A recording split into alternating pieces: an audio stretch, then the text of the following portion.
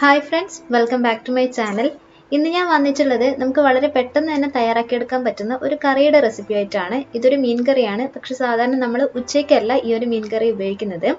സാധാരണയായിട്ട് നമ്മൾ ബ്രേക്ക്ഫാസ്റ്റിനും അതേപോലെ തന്നെ ഡിന്നറിനും പത്തിരിയുടെ കൂടെയും നൈസ് പത്തിരിയുടെ കൂടെയൊക്കെ ഉപയോഗിക്കാൻ പറ്റിയിട്ടുള്ള നല്ലൊരു കോമ്പിനേഷനാണ് ഈ ഒരു കറി. അപ്പോൾ ഇതെങ്ങനെയാണ് തയ്യാറാക്കുന്നതെന്ന് നോക്കുന്നതിൻ്റെ മുന്നേ എൻ്റെ വീഡിയോസ് നിങ്ങൾക്ക് ഇഷ്ടമാവുകയാണെങ്കിൽ തീർച്ചയായിട്ടും ലൈക്ക് ചെയ്യുക, ഷെയർ ചെയ്യുക, സബ്സ്ക്രൈബ് ചെയ്തിട്ട് കൂടുതൽ വീഡിയോസ് കാണാം കേട്ടോ.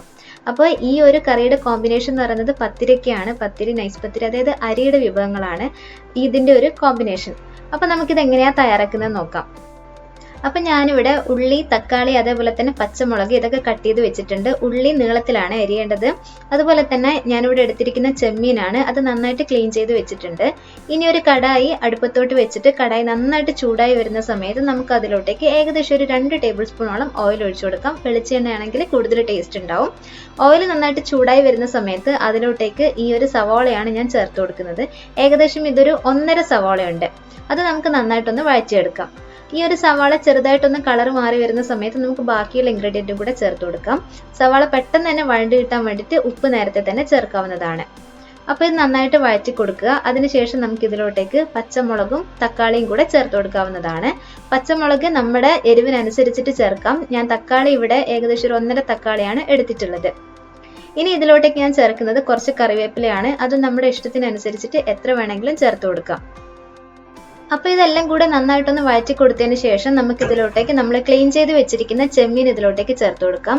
അപ്പം ഞാൻ ചെമ്മീൻ്റെ തലയും അതിൻ്റെ ഫ്ലഷും എല്ലാം കൂടെ എടുത്തിട്ടുണ്ട്. അപ്പോൾ അതും കൂടി ഇതിലോട്ടേക്ക് ചേർത്തിട്ട് നമുക്ക് ജസ്റ്റ് ഒന്നും കൂടെ ഇതൊന്ന് വഴറ്റി കൊടുക്കാം. ഇനി നമുക്ക് ഇതിലോട്ടേക്ക് ഏകദേശം 1 ടീസ്പൂണോളം മുളക് പൊടിയും കൂടെ ചേർത്ത് കൊടുക്കാം. ഇനി അതിലോട്ടേക്ക് ഒരല്പം വെള്ളവും കൂടെ ചേർത്തതിന് ശേഷം ഇത് നമുക്ക് നന്നായിട്ടൊന്ന് വേവിച്ചെടുക്കാം. അപ്പം നമ്മൾ ഈ ഒരു ചെമ്മീൻ നന്നായിട്ടൊന്ന് വെന്ത് കിട്ടാനുണ്ട്. അപ്പം നമുക്കിതൊന്ന് അടച്ചു വെച്ചിട്ട് വേവിച്ചെടുക്കാം. പിന്നെ ഇത് തേങ്ങ അരച്ചതാണ്. അപ്പോൾ തേങ്ങ അരക്കുന്ന സമയത്ത് ഞാൻ അതിലോട്ടേക്ക് ഓരോ സ്പൂണ് വീതം മുളക് പൊടിയും മഞ്ഞൾപ്പൊടിയും ചേർത്തിട്ടുണ്ടായിരുന്നേ. അപ്പം നമ്മുടെ കൊഞ്ചനിവിടെ, അതായത് നമ്മുടെ ചെമ്മീൻ ഇവിടെ വെന്തിട്ടുണ്ടോ നമുക്ക് നോക്കാം.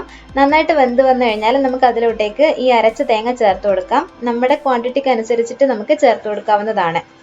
വേണമെങ്കിൽ കുറച്ചും കൂടെ വെള്ളവും കൂടി ഇതിലോട്ടേക്ക് ചേർത്ത് കൊടുക്കാവുന്നതാണ്. അതിനുശേഷം ഇത് നമുക്ക് നന്നായിട്ടൊന്ന് തിളപ്പിച്ചെടുക്കാം. അപ്പോൾ ഏകദേശം നമ്മൾ കൊഞ്ചനൊക്കെ വെന്തിട്ടുണ്ട്. സോറി, ഞാൻ മലബാർ ഏരിയ ആയതുകൊണ്ടാണ് കൊഞ്ചൻ എന്ന് പറയുന്നത്. ചെമ്മീൻ നന്നായിട്ട് വെന്തിട്ടുണ്ട്. അപ്പോൾ നമുക്ക് ജസ്റ്റ് ഒന്ന് തിളപ്പിച്ചെടുത്താൽ മാത്രം മതിയാവും. അപ്പം നമ്മുടെ കറി ഇവിടെ ഏകദേശം റെഡി ആയിട്ട് വരുന്നുണ്ട്. ഇനി നമുക്ക് ഫ്ലെയിം ഓഫ് ചെയ്യാം.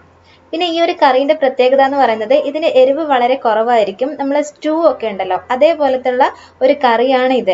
പക്ഷെ നല്ല ടേസ്റ്റി ആയിട്ടുള്ള ഒരു ഐറ്റമാണ് ഇത്. നിങ്ങൾ ഇതുവരെ ട്രൈ ചെയ്തിട്ടില്ലെങ്കിൽ തീർച്ചയായിട്ടും ട്രൈ ചെയ്യേണ്ട ഒരു ഐറ്റമാണ്. അപ്പോൾ ഇതിൻ്റെ കോമ്പിനേഷൻ വരികയെന്ന് വെച്ച് കഴിഞ്ഞാൽ സാധാ നമ്മുടെ അരിപ്പത്തിരി, ഒറോട്ടി, നൈസ് പത്തിരി ഇതൊക്കെയാണ് ഇതിൻ്റെ കോമ്പിനേഷൻ.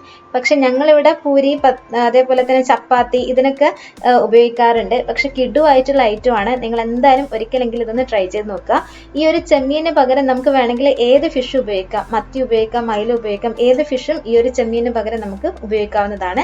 പിന്നെ അധികം എരിവുണ്ടാവത്തില്ല. അതുകൊണ്ടാണ് നമ്മൾ ഉച്ചയ്ക്ക് നമുക്ക് നല്ല സ്പൈസി ആയിട്ടുള്ള കറി വേണമല്ലോ, അതുകൊണ്ടാണ് ഇത് ഉപയോഗിക്കാത്തത്. അപ്പോൾ ഈ വീഡിയോ ഇഷ്ടമായിട്ടുണ്ടെങ്കിൽ തീർച്ചയായിട്ടും ലൈക്ക് ചെയ്യുക, ഷെയർ ചെയ്യുക, സബ്സ്ക്രൈബ് ചെയ്തിട്ട് കൂടുതൽ വീഡിയോസ് കാണാം. നാളെ ഉച്ചയ്ക്ക് വീണ്ടും കാണാം. അതുവരെയും take care, bye bye, thank you for watching.